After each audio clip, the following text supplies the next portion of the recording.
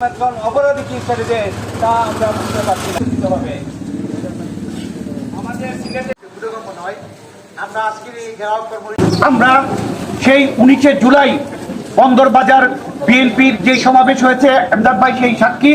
BNP সেই সমাবেশ ছত্রভঙ্গ করার জন্য পুলিশ নির্বিচারে গুলি চালিয়েছে। সেখানে গুলি চালানোর মতো কোনো ঘটনাই ঘটে নেই।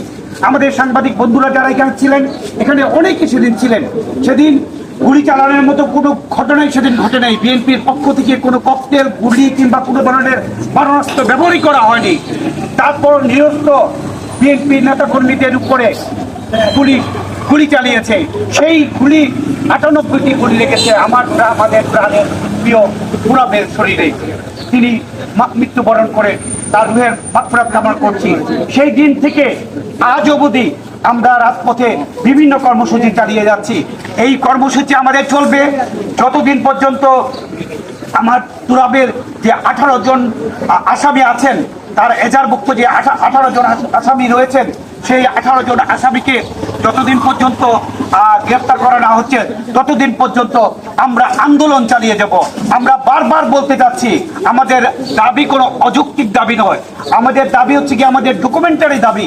আমাদের হাতে যে পোস্টমর্টম রিপোর্ট রয়েছে, সেই রিপোর্টে যে গুলিটি রয়েছে, সেই গুলিগুলো কিন্তু পুলিশের মারণাস্ত্র থেকে বের হয়েছে। সেগুলো অন্য কেউ গুলি করেনি, পুলিশে গুলি করেছে।